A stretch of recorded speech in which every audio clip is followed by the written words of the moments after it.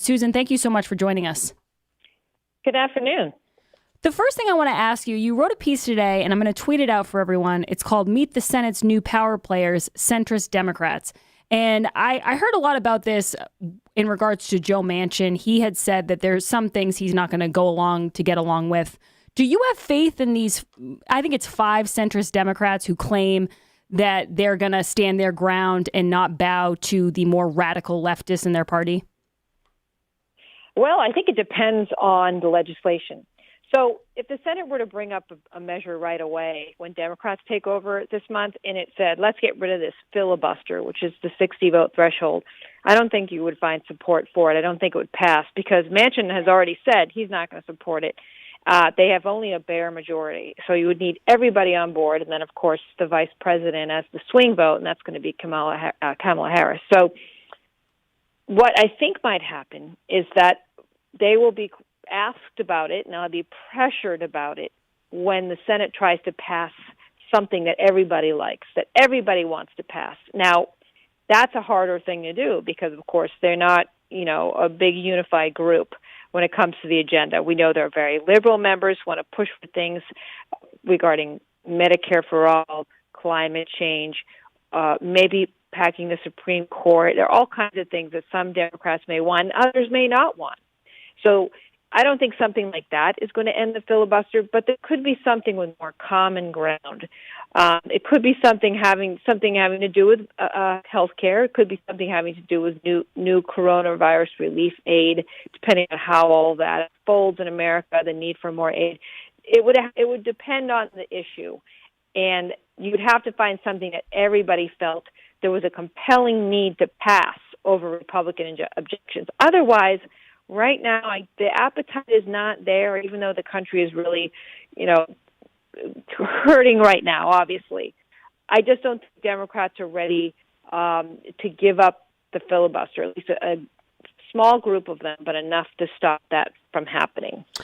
Susan, on a similar vein, we can sense a lot of the Republican senators are coming under a lot of pressure from Trump supporters who feel that they're not sticking by the president. Do you see a lot of people getting primaried who have not been primaried in the past? Well, I think it depends what happens right now. There's a very strange thing going on here where they're actually considering a second impeachment of President Trump. That's going to be a tricky territory for Republicans because, of course, there's some of them who say they would go along with that. They have been increasingly opposed to President Trump, and that's really possible that some would support an impeachment effort. But there are others who see that as really dangerous. And one of the reasons is Trump has, a huge base of supporters. And yes, he didn't win the election, and I'm sure he's probably going to lose some support after this past week. But I think he's still going to have a pretty solid base of supporters. And Republicans don't want those supporters to turn against them because their party needs them to survive. Right. And just, Susan, to your point, this is from Speaker Pelosi today. She said she talked about how she talked to Mark Milley, the chairman of the Joint Chiefs of Staff, to discuss available precautions for preventing an unstable president from initiating military hostilities or accessing the launch codes and ordering a nuclear strike. Are you surprised? Because they talked so much about wanting to unify the country and wanting to move on. And I think there's, 13 days left of Trump's presidency, and they're still going to try this again? That's right. And I think really the motive here is to stop him from ever running again. What they would like is to prevent President Trump of 2024. And that the way to do it is to impeach him because the impeachment articles would prevent him from taking higher office ever again in the Constitution. It's laid out. So that's the motive here. And of course, there's a second motive too. There's always political motives involved, obviously, and this is to put the pressure on Republicans. Look, what are they going to do? They're going to vote against impeachment in a week that saw, the Capitol taken over after Trump gave us, they're all connecting the riots to Trump. And now you would put Republicans on the spot. Would they be, repudiating the president with impeachment? Would they be supporting the president by voting against it? It's a tough vote for them. They would certainly alienate a lot of Trump voters by voting for impeachment. So it really puts them in an incredibly precarious situation politically.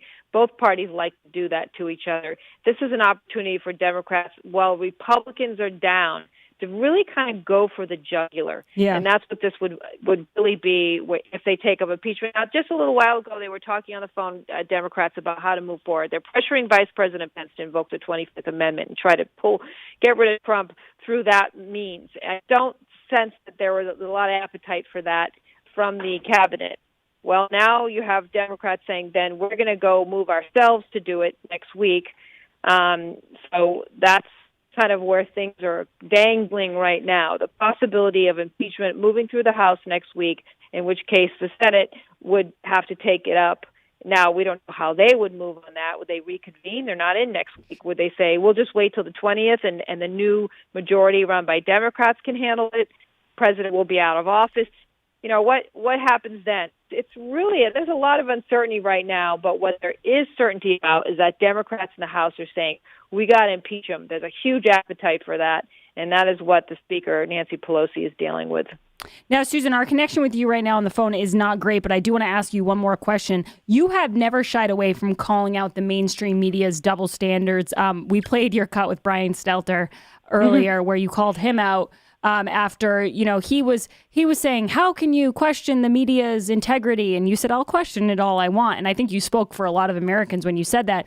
Are you surprised at the lack of self-awareness right now with the media and how they're covering this riot? We've condemned it on the show multiple times, but there does seem to be a double standard over what's a protest and what's a riot. The riots only seem to be when it's Trump supporters, and the protests are when it's Black Lives Matter.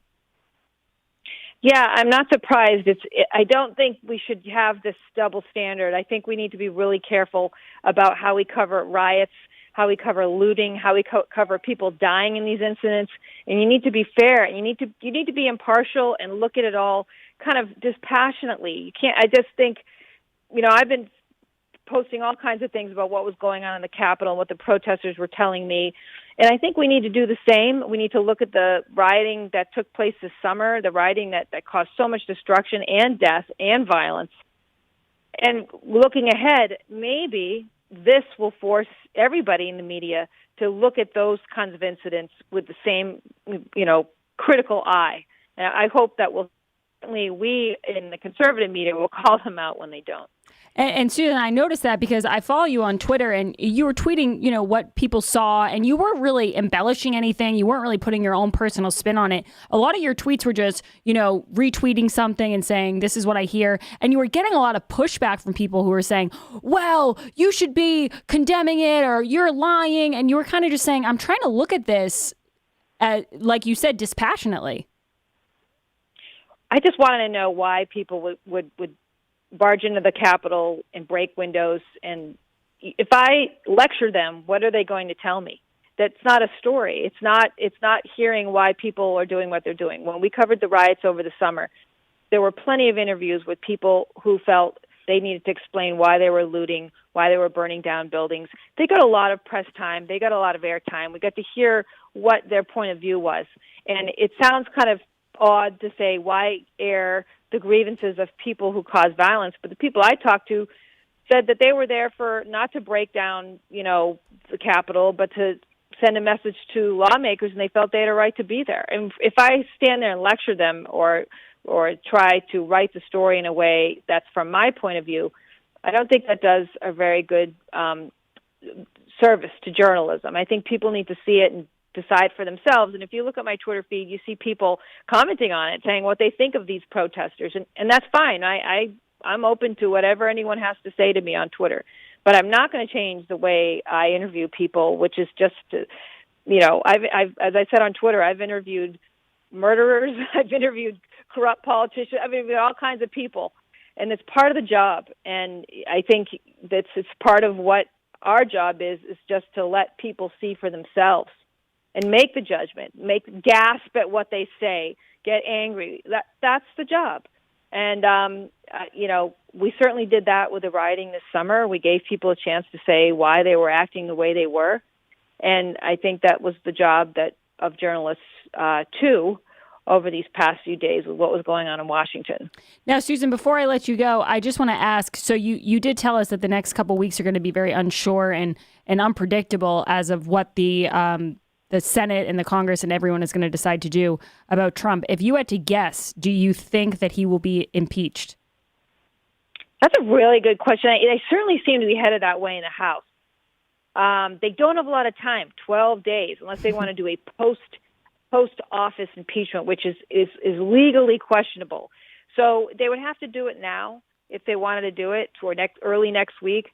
And I don't know. I'm still going with 50-50 here. And I know that's not a great, help to people to understand what's going on. But there's a lot of enthusiasm amongst Democrats to push him out immediately. And, the problem is timing. And what's the Senate going to do? You can impeach the president. I mean, they could do that in a vote pretty easily. They have the majority in the Senate. It only takes 51 votes. But if you were to convict a president and remove him from office, which is also the goal, then that requires a supermajority in the Senate. So you'd have to really dip into some of the real stalwart Republicans to try to get that through the Senate and remove him and make it impossible for him to run again. I don't know if that support is there because Republicans are saying, hey, look, he's out of here in a few days. Right. Let's just leave it.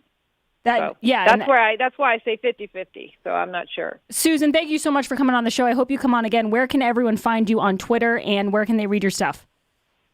Oh, you can find my stuff at Washington Examiner, and you can find my Twitter feed at Susan Ferrechio on Twitter. Awesome. Thank you so much, Susan. That's Ferrechio, Susan Ferrechio. She's awesome. She tells you how it is, which is we need more reporting like that. Guys, when we get back, we have more to talk about. We have more cuts to play. And I'm excited because in the 2 o'clock hour, we're going to have Holly Robichaud. And she's great because she's going to tell us local news, but she's also going to tell us her thoughts on this past week of riots and unrest. My friends at Eden Pure have done it again. Starting today, you can get the Thunderstorm air purifier at the lowest price offered to my listeners. With code word GRACE, the Thunderstorm is available for under $90 and shipping is free. This New Year sale is for 1 week only and while supplies last. That's the key because they run out fast. The Thunderstorm is a small device. You can hold it in your hand. I'm doing that right now for the YouTube stream. You can plug it into the wall to purify the air from any odor.